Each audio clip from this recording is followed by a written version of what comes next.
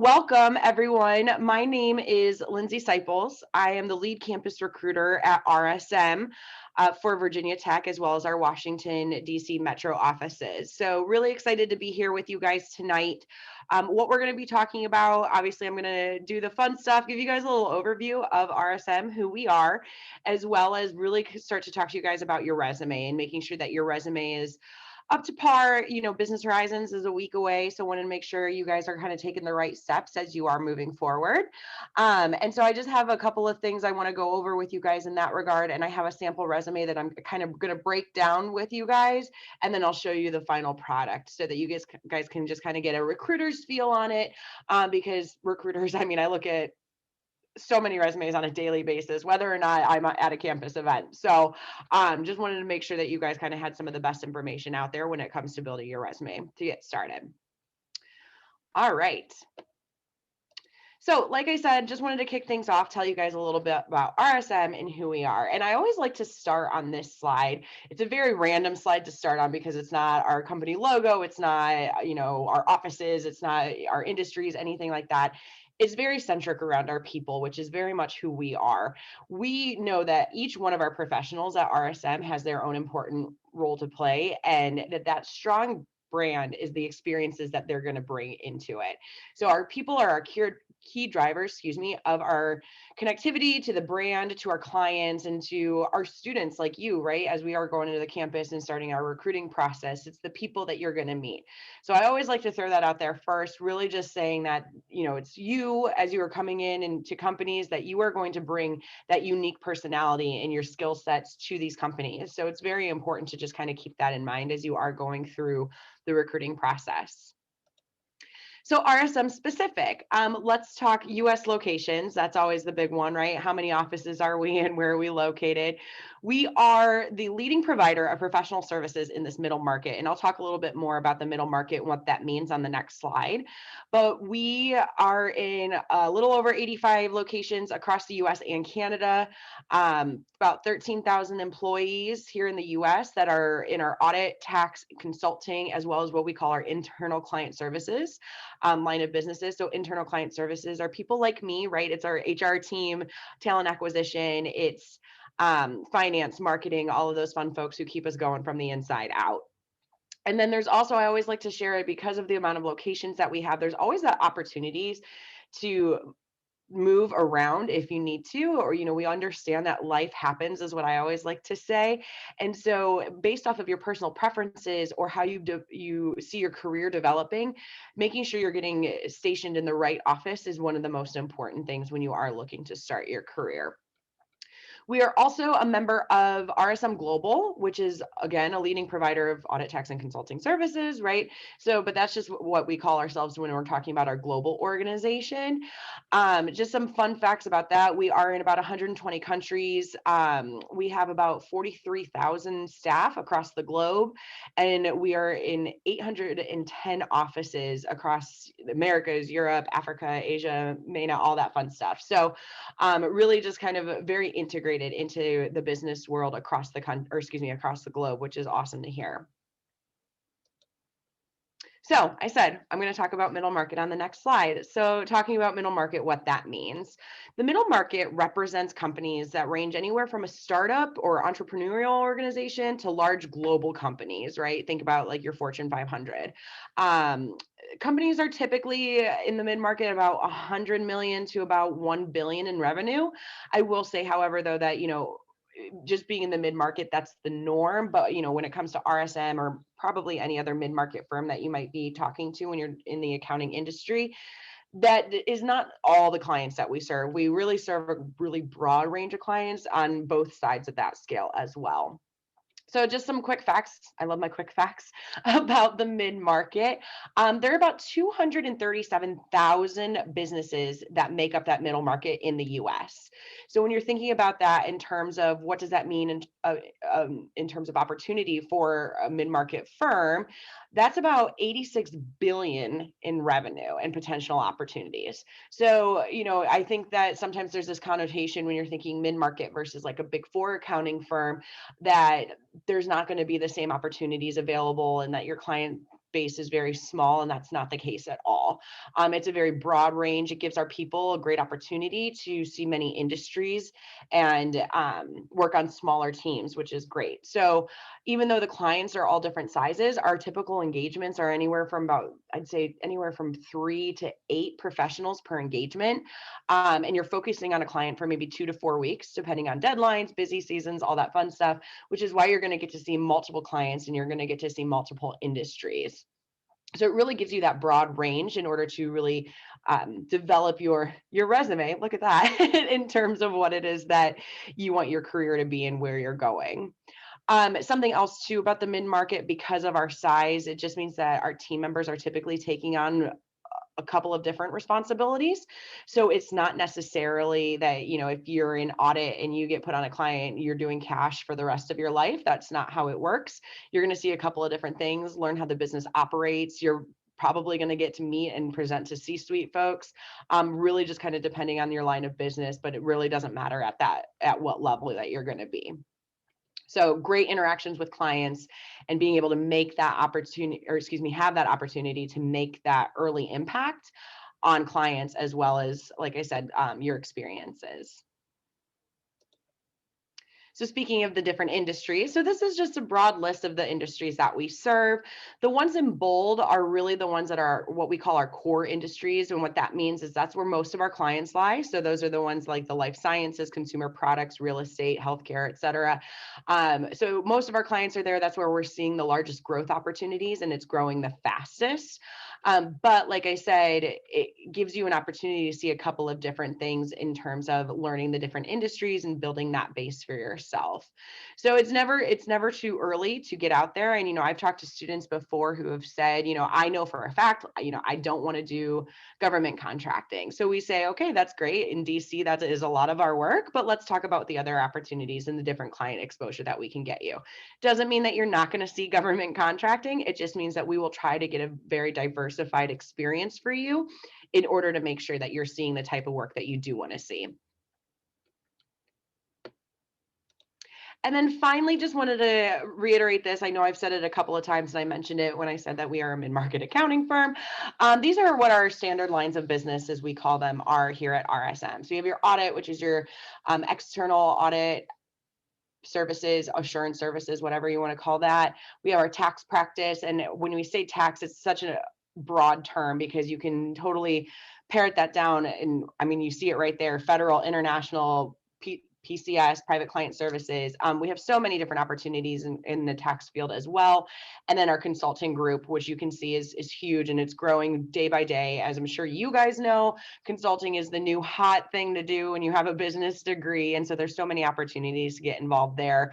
When we're talking about degree programs, audit and tax, very standard accounting degrees usually. Consulting is a very wide range. Accounting still works. Information systems, the BIT major is huge in this one for us at Virginia Tech. Finance is another big one there. Management, depending on what type of management and what you're trying to get into. So very many different paths for you based off of what your major might be if you are interested in opportunities or are still looking for internships or full-time. All right, so now the fun stuff. So let's talk resume. I know this is what you guys are all here for. So hopefully I have something that you can learn, and it's not all just me reiterating stuff that you've already heard from, whether it's career services or professionals or friends or whatever it is. But I always like to start off with this. Why is it important? I feel like we all know, and I know that this is just hammering this fact further into your minds, but it's your first opportunity usually to make that good impression. And I will say too, now, especially in this virtual environment, depending on whether or not you are able to get on video or have a phone conversation with a professional, usually, I mean, I just get forwarded a resume from one of my people or one of my students saying, hey, my friend's still looking for opportunities. So the resume is the first thing I'm looking at before I know anything about you or these people that I'm meeting. So it's very important that your resume is there to make a good impression. And I like to throw in that fun fact that we've done research and people say that recruiters like myself who look at resumes all day long spend less than 10 seconds reviewing a resume. The average is actually about 7 seconds. And I will be completely honest with you. And as we go through this and I show you examples, It's not wrong. The first couple of things I'm typically looking at are your education, followed by your leadership and any relevant experience. And I can look at that without reading the bullets pretty quickly. So just wanted to throw that out there, that you want to make sure you have all of the important information right at the top, because recruiters are going to be looking for very specific things when reviewing resumes. So, like I said, I know you guys know this, but I always like to throw that back out there. So, in summary, what are some strong resume guidelines for you? The number one thing, we've all heard it, everyone does it. Try and limit your resume to one page if possible. If you are a student you're coming back and this is like a second career opportunity for you, obviously you're going to have more work experience, and so you're going to potentially have maybe a 2-page resume. That's fine. I'll be honest with you, after being in the profession now for about 9 years, I have a 2-page resume, but all of my experience that's on there is relevant, and I've been able to cross things off. And, they say the rule is if it's been more than 7 years, you take it off. So some things that you'll learn later on in your career, but try and limit your resume as much as possible to one page. And in this presentation that I'm going to talk about, I have some little things here, a lot of things I'll put in that I'll say, this is totally optional. Sometimes people need to fill this space, and sometimes people are trying to find places to cut in order to make their resume one page. So I have put in there some of the things that recruiters typically will say are optional based off of whether or not you need it. Clean and consistent, that's just a given. Font should be very easy to read. We typically suggest Times New Roman or Arial. Nothing really smaller than 10 if you can. Definitely keep it small. Play with your margins a little bit if you have to, in order to make it more readable and more legible. So you don't have to necessarily play with that font size. The correct verb tense, that's really important. That's saying, if you did something 6 years ago, that you're making sure all of your verbs are in the past tense. If it's something you're doing now, making sure it's in the present tense. I know you guys are smart. Hopefully you guys know to fix that. But I will say, when I typically do resume reviews, that's one of the first things I notice that people have not altered in their resumes. So I want to make sure I put that out there for you. Experiences, activities, we'll go over this. Avoid personal pronouns, the I, me's, the my's. Try to keep those out of there as much as like a overlooking view of the resume as possible, and not so much you talking to the person. Spelling, grammar, so huge. Again, this is something you all know, and I know you know, but I was actually just talking to a partner of mine last Tuesday, and he was telling me a story about how he had a conversation with a student. And he said the only thing he could think about the entire time he was talking with her was that she had misspelled accounting on her resume. It is literally the job she's going after and the degree she was getting, but it was misspelled on her resume. And he was like, Lindsay, I couldn't focus on anything else. So some people are more sticklers about it than others. I am a terrible speller, so I not only utilize the spell check, but I also have my friends look at my resume and help me make sure that I'm doing it all right and that my grammar makes sense as well. We also typically say, do not put any high school information on your resume unless you're a first-year student. If you do not have really any college experience, you're still joining clubs, getting involved, that's totally fine. But if you're at that sophomore, junior level, you should be at the place now where you have enough, maybe it's work experience, maybe it's leadership involvement, campus involvement on your resume, that you should be able to cut out some of that stuff that you've done in high school. I will say, if it's something that, like a big community service event that you maybe did in your senior year, feel free to put something like that on there in the activities, because typically you're just going to put the years. You don't have to necessarily say that you did it with your high school, right? But try and cut the high school, like education stuff off of your resume in order to make it a little bit more readable or relevant, excuse me. So the big components. So now we're narrowing it down, right? So if you're looking at a resume, these are the way that it should read. And like I said, we're going to take an actual resume and break it down. You guys are going to love my name of my person. But contact information, first and foremost, that's your name, phone number, email address, those types of information. Objective, what are you looking for?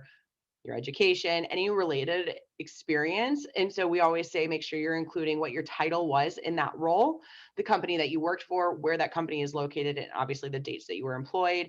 Reverse chronological order is preferred. So the most recent, so wherever you are currently at, or your most recent internship or job. Finally, leadership activities and skills if you have the room for them and you want to put those on there as well. Like I said, pretty straightforward. That's how a resume reads, right? So now let's walk through each part. I promise it'll be quick. Number one, contact information. So the most important, Bodie McBokeface, right? Really creative. I know. I'm a recruiter, guys. I don't make this stuff up. I met other people make this stuff up for me.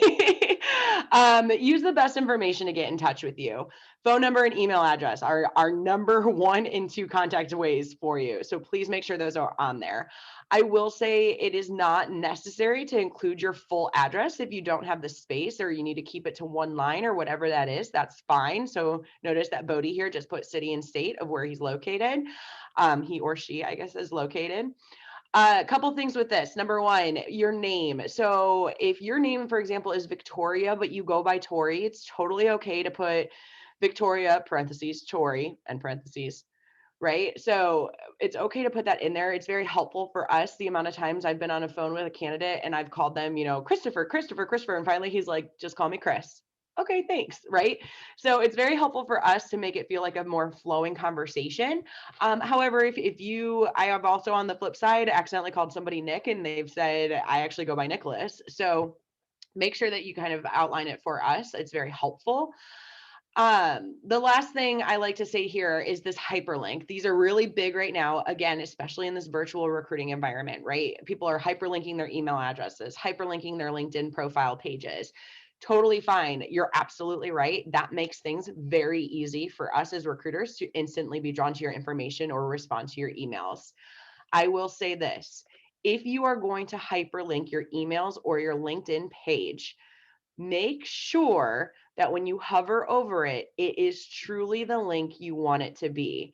The reason why I say this is because I have had students who have borrowed a resume from a friend in order to use it as a template or created a template that their school has provided for them. And so they're already automatically hyperlinked, but it does not take us to the right pages. So just make sure you double check that it's going to the right place, or it's going to take me to the right place. You would hate for me to be looking at your resume and it's taking me to your friend's resume, or excuse me, your friend's LinkedIn page. So that's the one takeaway I would say here when it comes to that contact information. If you're going to hyperlink, that's awesome. Just make sure that the hyperlink is going to work. The objective. Now, I feel like the objective is something that is always a argumentative thing among recruiters and companies. And so what I'm going to say is, if you're going to use it, keep it short, keep it sweet. This is perfect. Just to obtain a tax internship with ABC company for summer of 2021. Short, sweet, to the point. I do not find objectives very helpful usually. That's on my personal opinion. Some places love them, but I will say this: if you are going to do a very personalized objective, right? So this ABC company, make sure that you are sending or giving the proper resume to the proper recruiter for that company. I have many times received resumes from students that have said, I am looking to obtain an audit internship with PwC for the summer of 2018. And I've said, that's great. You should probably go give this to PwC. So I just want you guys to keep that in mind. If you are going to put a company's name in there, please make sure that you are giving the right resumes to the right recruiters. If that is going to be a lot, if you're planning on talking to every company or 10, 12 companies out of Business Horizons, especially when it's back in person, hopefully soon, and that's going to be a lot of work, because it is going to be a lot of work. You're absolutely right. No need to put the company in there. You could say, to obtain a tax internship with an established accounting firm for the summer of 2021, right? Because that way it still reads that you are clearly looking to be in public accounting as opposed to maybe industry. However, it's not going to get into the wrong hands and give the wrong impression. I will tell you, like I said, that has happened to me a lot. And those people instantly go on the bottom of my pile, because what is that? That's attention to detail. And that's a huge issue. So something to really keep in mind if you are going to try and personalize or use that objective statement. The education piece. So many things on this one too. So for the education, I will say for the accounting industry, if you are going to be CPA eligible, I highly encourage you to put your 150 credit completion date on your resume. You'll notice here, Bodie McBoatface is graduating in June of 2021 with their undergrad, and then they're planning on going and getting their master's, and so will not be CPA eligible until June of 2022. That makes it a lot easier for us in the accounting industry to have those conversations, because we typically start with the most far out date of your graduation and work our way backwards to figure out, are we looking at full-time? Are we looking at internships? Are we looking at externships? What are we looking at? How do you fit into the pipeline? What type of conversation are we about to have? So if you are an accounting student, I encourage you to put the CPA eligibility. If you are not an accounting student, I encourage you, if you know already that you are planning on going back and getting your master's or your MBA or whatever it is in order to have a final graduation date, put that on there. I have had students say that, saying like graduating with bachelor's in this, getting my master's of, I don't know, information systems or whatever it might be, and full graduation date of this day. Totally fine. It's very helpful, like I said, for any recruiter at any company to know what your anticipated plans are so they know what conversation to have with you. The GPA is always a big one. I always get a lot of questions around that. So the rule of thumb is, and I'm sure your career services and everyone's always said to you, if it's below a 3.0, don't put it on your resume. That's totally fine. You don't have to put it on your resume if your GPA is below a 3.0. However, I will tell you, be prepared to discuss that with the recruiter. So have your conversation, your talking points ready, whatever it might have been. You know, I know at Virginia Tech, one of the biggest ones I hear is, I came and started out as an engineering major. I could not do engineering, and so I switched to business. I get that. Virginia Tech has one of the most competitive, highly rated engineering programs in the country. I totally can understand that, and I can have that conversation with my professionals and be like, this was because of a major change. It has nothing to do with how well this student is in their accounting classes. But like I said, just be prepared to talk about it because they will ask. I will also say recruiters typically, once you've talked them through it, will also prep you and let you know if any of their professionals will ask, because I know my professionals do typically, especially in our audit practice. And so I will have that story ready for them, but I know they will still ask you as well. So just make sure that you have something ready to go. Relevant coursework. So again, now this is another one of those optional things, just like the objective. You can put it in there if you started taking these classes or if you've taken anything that applies to the job, right? Accounting, pretty straightforward. If you've taken an accounting class, you can totally put it on there. But I would say it's definitely a space eater. So don't do it unless you really truly feel like you need this space in order to, or excuse me, you need it in order to fill a space on your resume. It's one of the first things I typically recommend students dropping, just because based off of what your major is, we pretty much understand what type of classes that you're going to be taking and how they're applicable. So that's always the first one that I would suggest, but just wanted to throw that out there that it is something that my resume example does have. All right, so the experience piece, internships, externships, any part-time jobs you ever had, anything like that, all counts. I know a lot of students always ask me, you know, but I don't have the applicable experience, right? I've never actually had an internship at an accounting firm, but I know I want to do tax or whatever it is, and that's totally fine. We know that. We understand at your level, especially if you're looking for an internship, that you have probably not had an internship before. But any type of work you've done, make sure you put that in there and try and make the skills that you learn there as or excuse me, that was right. The skills that you've learned as transferable as possible. So thinking about let's say maybe you've worked in food service, maybe you're a waiter or waitress, or even fast food if you've worked at McDonald's, whatever it is. But there are things that you can put in there that'll translate into the professional world. Customer service, number one thing, is probably the most transferable skill that you can learn at any job. Working on a team, again, very transferable. Leadership, if it's something, maybe you were a shift leader or something like that, right? So making sure that when you're using these strong action words, look at me kind of just going right into the next bullet there, that you're able to pull out these keywords and how you were able to develop yourself and develop those soft skills, because that's what we are looking for when it comes to our people. We want the people who know how to work on a team, who know how to talk to a client, who potentially have had that leadership experience, right? So making sure that you are finding those ways in order to make it read a little bit more that way. We typically suggest anywhere from 2 to 6 bullet points per experience based off of how long you were there. If you think about, I was at a company for 5 years, I have probably about 12 bullet points for that company, but that was a really long time.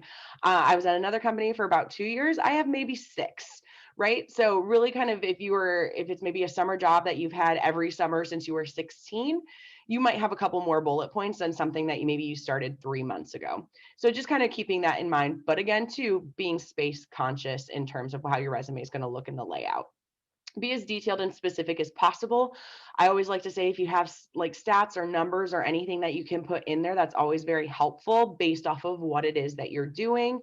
um I always say, like, for me, right, when it comes to recruiting, when I'm writing my resume, I put things in there based off of the amount of markets I'm covering, the amount of schools I'm covering, how many people I'm hiring into my offices on a yearly basis, what's that breakdown, right? So really making sure that you have some of those numbers to make it really tangible and help the reader really understand what it was that you were doing.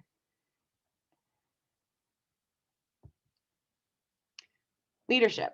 So leadership and activities. This is anything from student organizations, volunteer work, community service, anything like that. Here, Bodie here was the vice president of membership in the Accounting Society. So anything that you can pull out there. I will say this too, especially if you're in that younger level, maybe a freshman or sophomore, you're just starting to get into clubs. Even if you are just a member, you can put it on there, because I've had students do that and then say, hey, election, it's spring, elections are going on for next term, and I am running for the VP of finance or whatever that is. So even if you are just a general member, totally fine, especially if you can talk to something that you're trying to do in order to get into a leadership role. I always like to throw out some things too that aren't necessarily the big ones, right? Student orgs, volunteer work, anything like that. But if you coach any like sporting teams, for middle school or whatever it is, church events or any involvement with like your church or whatever it is you do there. But I always do say put relevant information first, right? So like if you are in the accounting society, I would put that before you put maybe the big event, right? So just to kind of keep that in mind when you are building your resume, and how to keep that. It's going to be very similar to that experience portion, right? You want to make sure that it's still reading fairly recent first. All right. And then finally, the skills section. So this is where you're going to put in any computer software skills that you've learned, anything you've taken in your class. You'll see the standard is proficient in Microsoft Office, right? I actually think my resume still says that. For any foreign languages, if you're bilingual, or whether it's speaking, writing, anything like that, you can include that in there. We also put the interest in here. Again, this is something I say is very optional. It can always be a great conversation starter, not only with a recruiter, but also during that interview process. So if you have the space and you're trying to fill that space, that's totally fine, but you do not have to put it in there if you don't want to. Um, I will say that in skills and interest in general is another one that could potentially be cut depending on what your major is and what type of skills. If you're a information systems major or any type of technology major where you're in a whole bunch of different platforms that are very unique, definitely want to make sure that you're going to have that in there. But if you don't have necessarily those experiences, you might not want to. Or you could quite literally just put skills fluent in Spanish. That's okay. Um, so just wanted to throw that out there. Like I said, it can be optional based off of your experience, what you've actually gotten into and played around with. So the final product. And now I know this is very small, and I do have one. I can close out of the slide deck and actually I have it pulled up on my desktop as well if you guys actually want to look at it a little bit bigger in PDF. That's the other thing I will suggest. If you are sending your resumes to recruiters, I do suggest, after you've edited it and made it the most beautiful document in the entire world in Word, I do suggest converting it into a PDF before sending it to a recruiter. It's not a necessity, but I will just say it makes it a lot cleaner. It's a lot easier to save. As a recruiter, we can then pull all of them together into a resume book and give them to our interviewers. So just kind of throwing that out there as a little tip and trick that as recruiters, we really like that. But so this is what our final resume looks like. Now you can't, and when I pull up the PDF, you'll be able to see that the margins on this are very small, clearly like this membership thing all the way at the bottom here, because I think this has like seriously like 0.1 margins, like it's crazy small. But wanted to kind of show you at least what it looks like. And then, like I said, I can pull it up in PDF for you in a second here. But I just talked for a very long time at you. I just talked at you for about 30 minutes. I do feel like I'm talking to myself.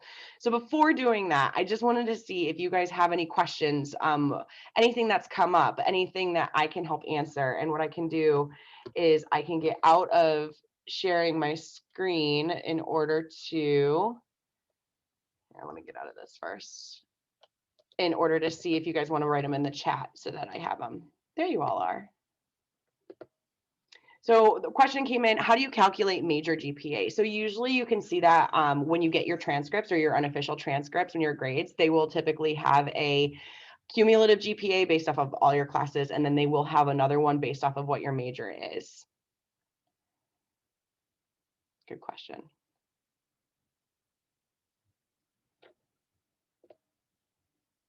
What else?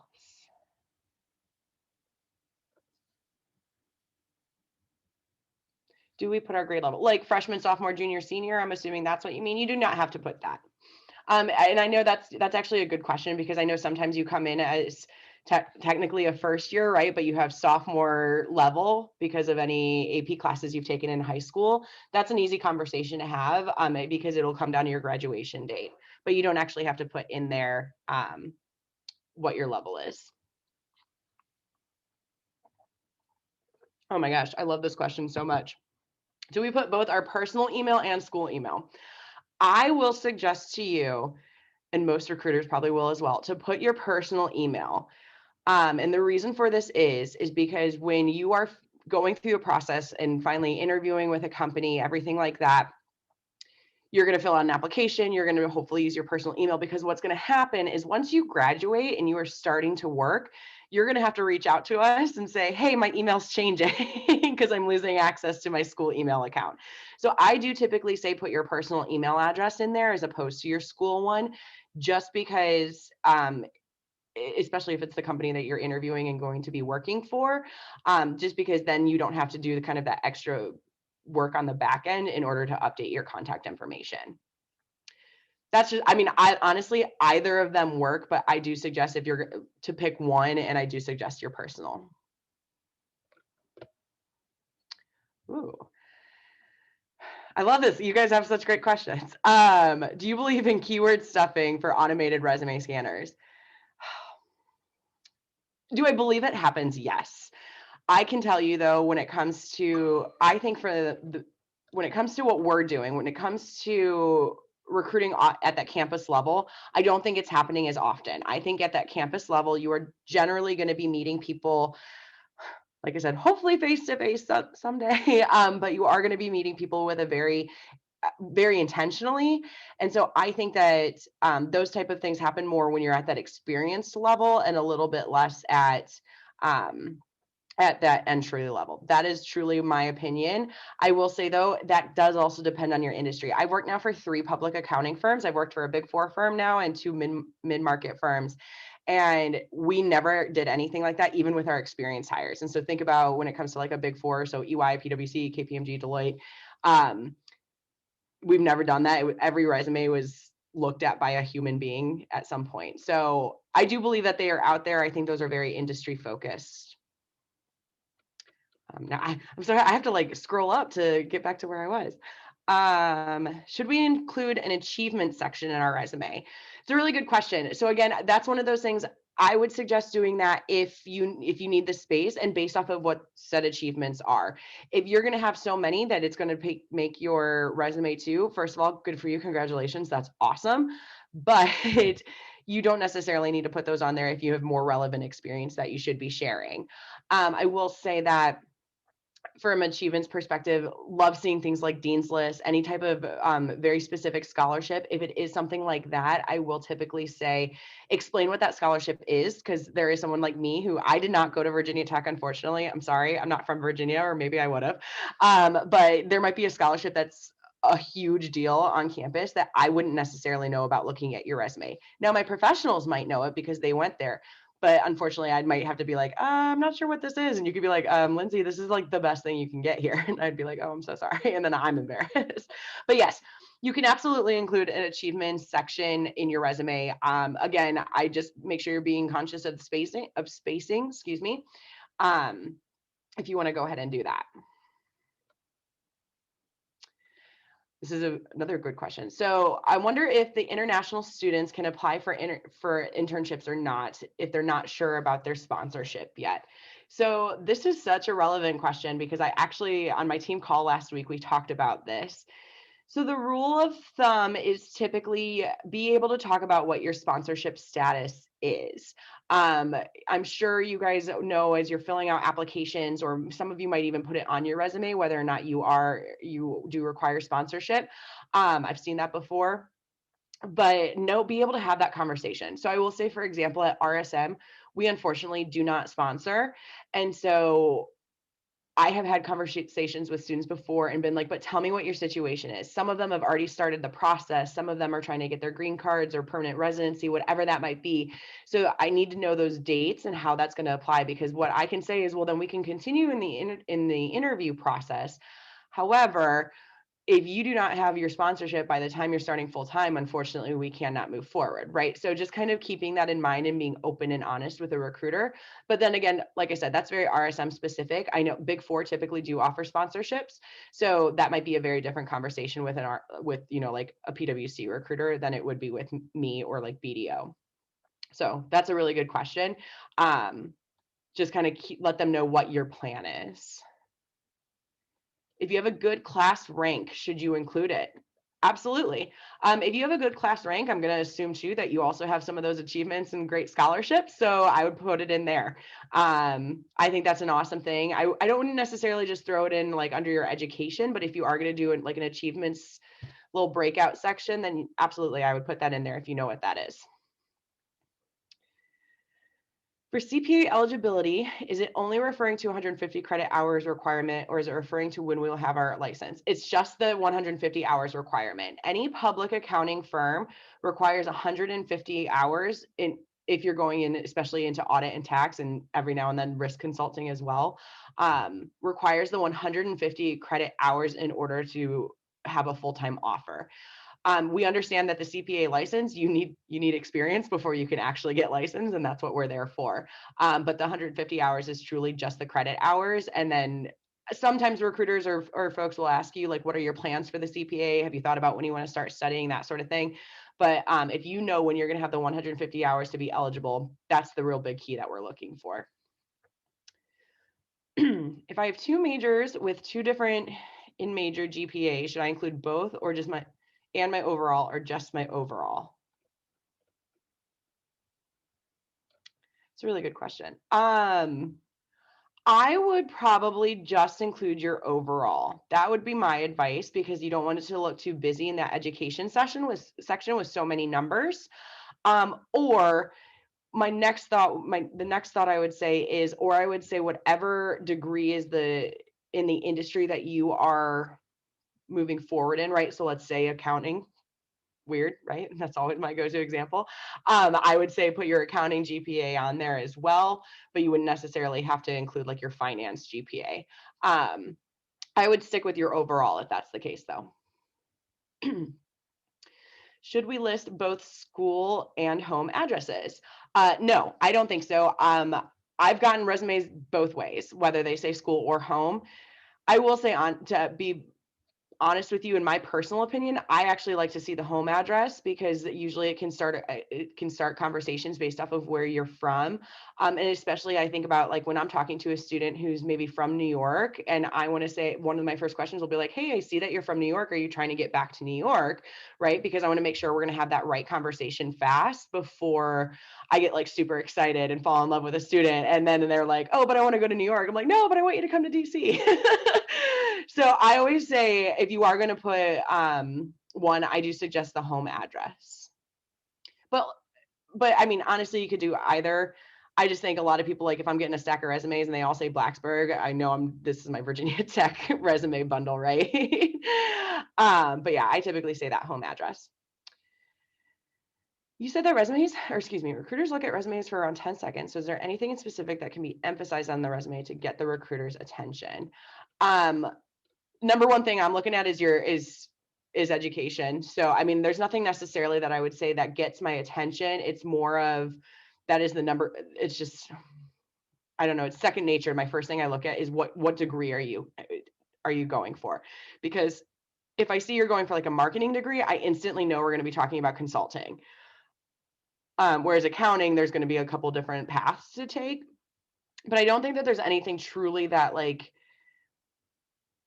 stands out other than, I don't know. I guess that's a hard question to answer because that's my first go-to is like, I want to make sure that you're getting the degree that's going to make sense with our firm before moving forward. I mean, I would say a lot of the things I think about are maybe school specific, right? Like if I see a Virginia Tech resume and I see the big event on there, like I know what that is and I know that's a huge deal. And so I might want to talk about that. If I see like at JMU and they're talking about like the boot camp or whatever like whatever, well, what that's like their master's program, like I can have a conversation to that. So I think some of those things that are maybe just school specific that stand out a little bit more than a very generalized thing, if that makes sense. Hopefully it does.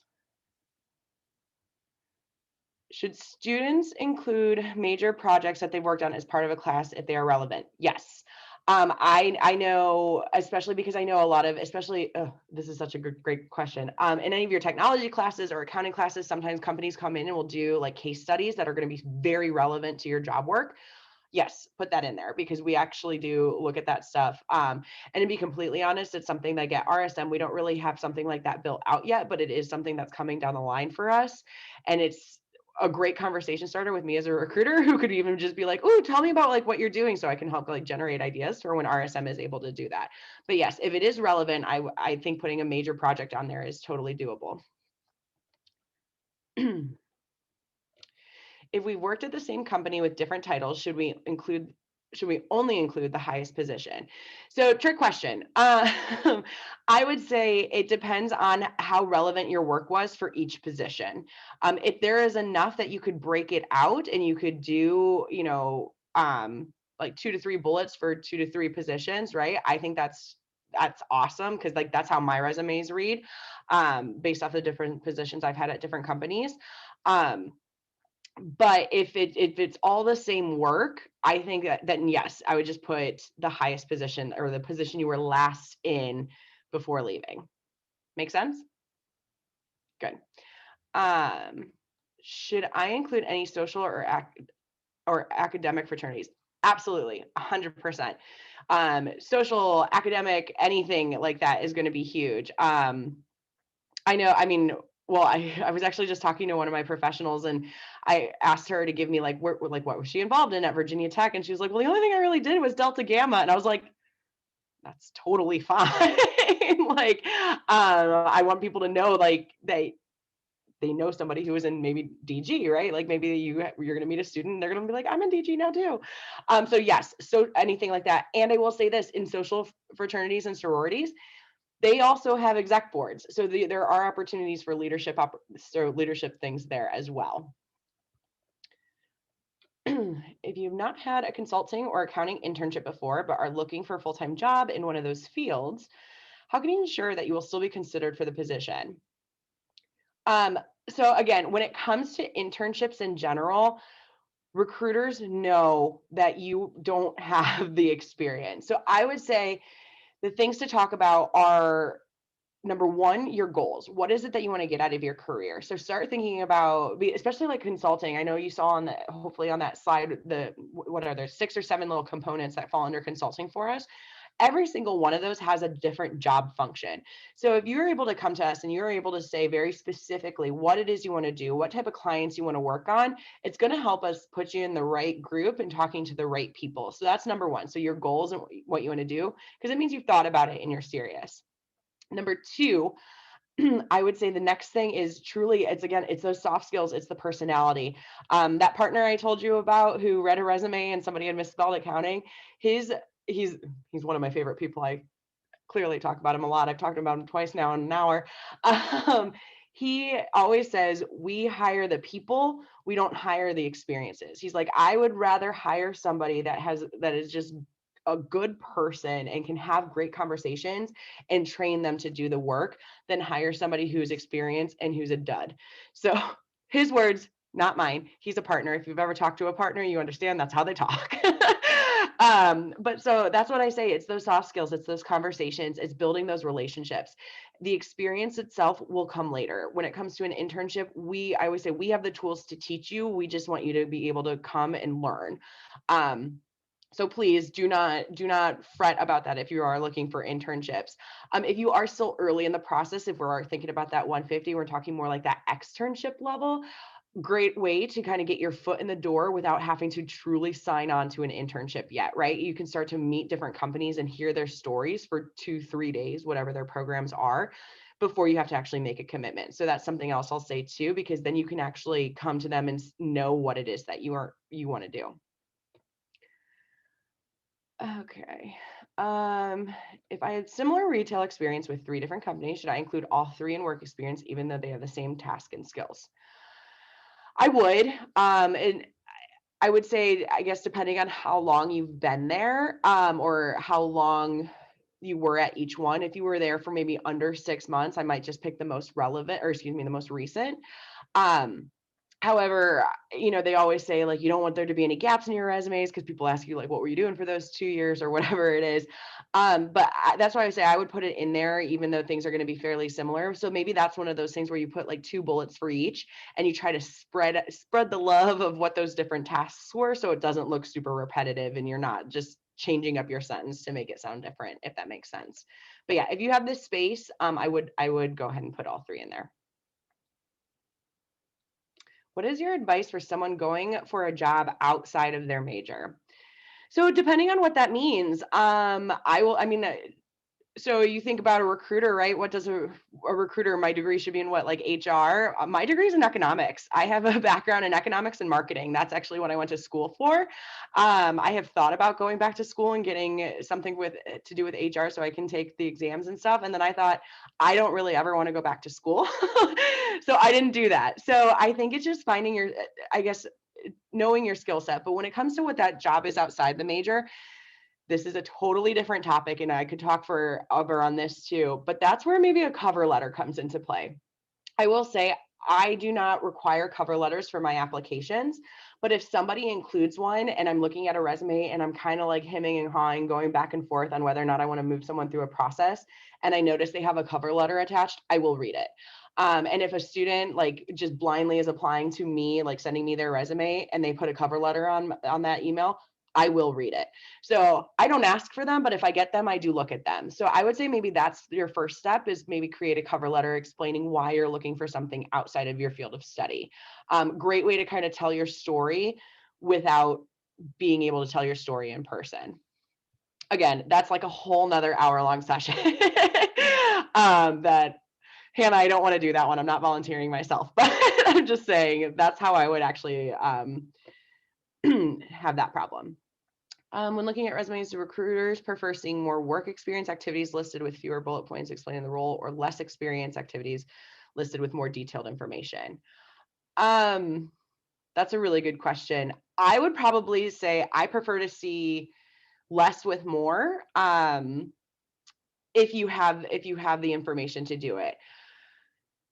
I hope that makes sense. So if you say I have 2 really awesome experiences in terms of work and 2 really awesome leadership experiences on campus, I would rather see you really flesh those out and tell your story that way than see that you were involved in 6 different activities, but you really didn't do anything with any of them but one, right?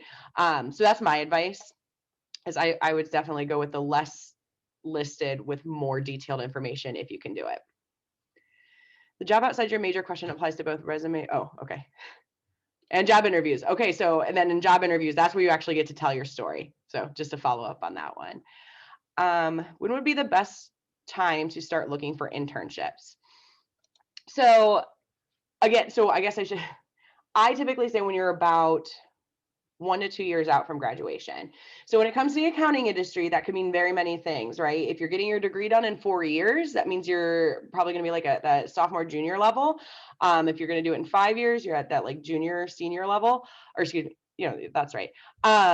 So when it comes to accounting, for example, our interns right now are a year out from graduation.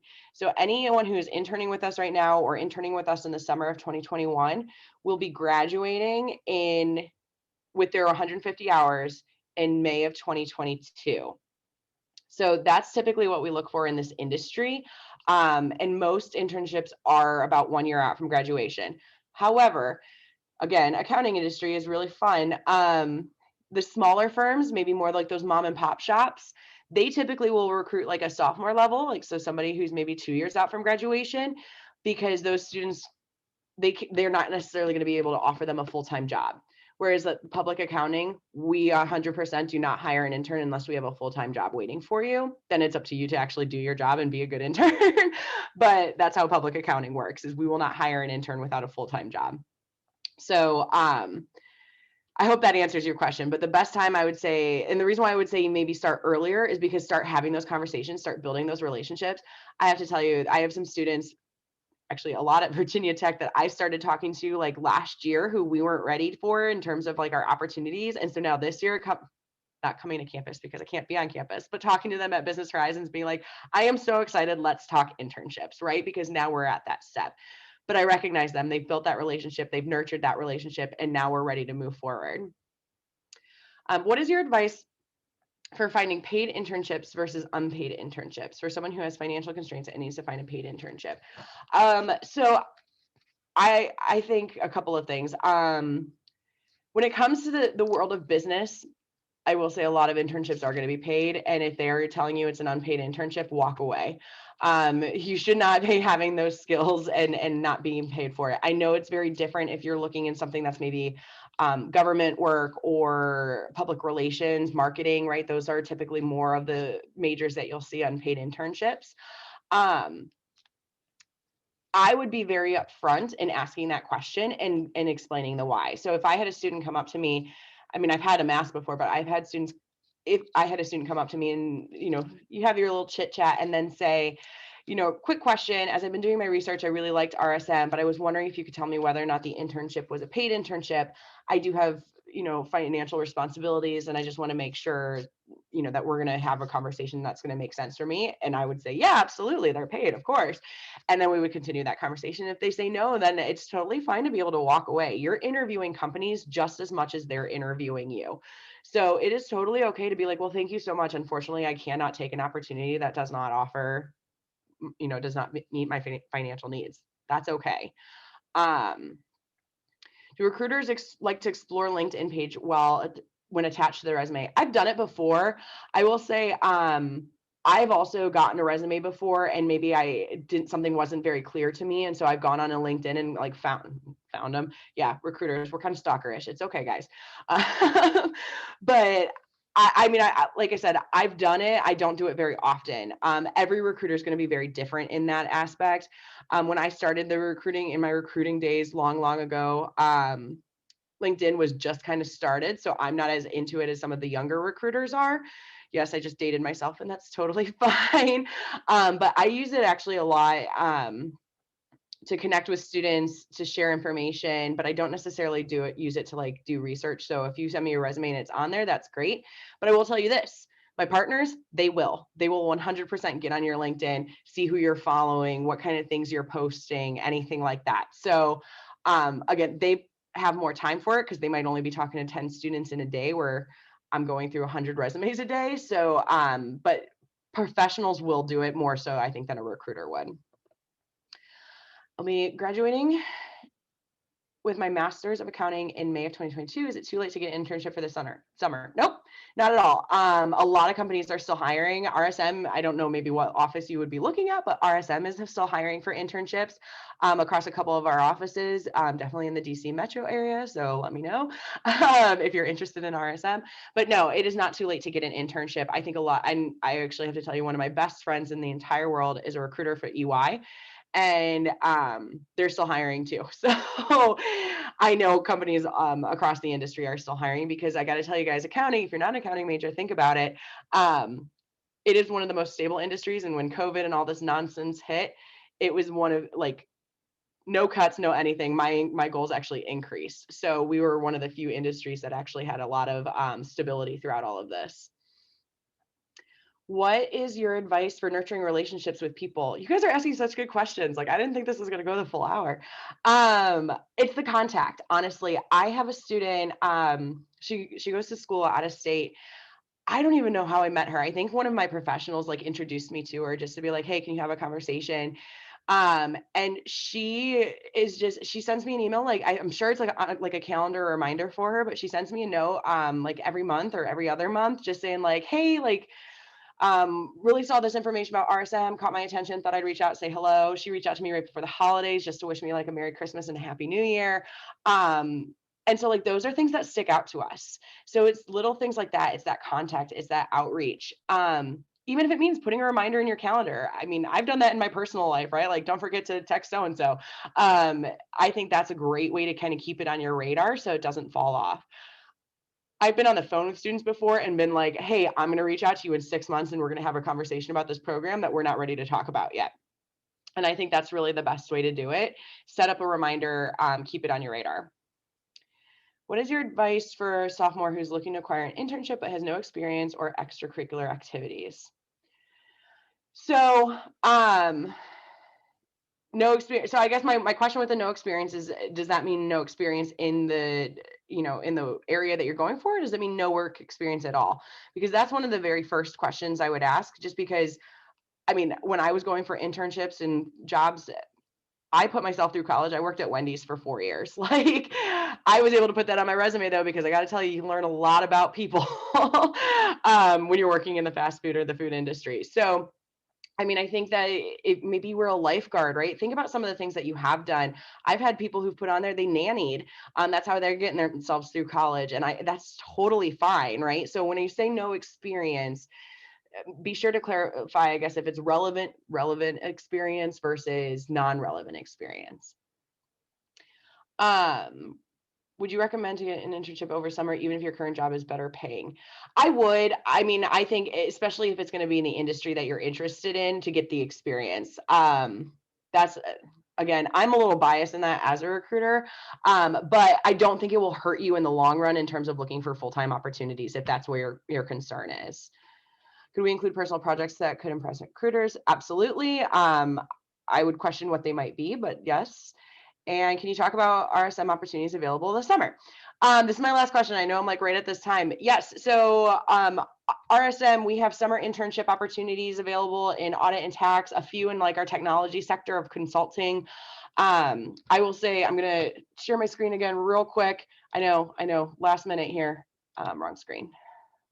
Make sure I got this, because at the end of my slide deck that I didn't get to, I will say, take a quick picture. Oop, no, not that one. Take a quick picture of this. These are all the events we have coming up at Virginia Tech where we'll be. So if you are involved in any of these extracurriculars, obviously we'll be at Business Horizons and then our first round interviews and everything. So come see us, come talk to us, but we do have summer internships available. We are still hiring for full-time, especially in audit and tax, and a couple, like I said, more that technology sector of consulting. So come see us. Love to see you guys. And we do have scholarship opportunities available too. So like I said, hopefully you guys took a picture of this, but I'm going to show you guys this one as well. You can go to our website to learn more, but we do have what we call our Power Year Education, which is $10,000 for the school year of 2021-2022. All you have to do is a 30-second video and a really short application, like it's seriously like 4 questions. And then our new first gen scholarship, you must be a first generation college student, but you can get a scholarship for $10,000 for up to 3 years. So some things that if these are of interest to you guys, or if they're applicable, please go for it. We have an internal competition with the recruiters. We always want one of our schools to be represented. I had University of Maryland represented last year and Virginia Tech the year before. So I'd love it to be another Hokie.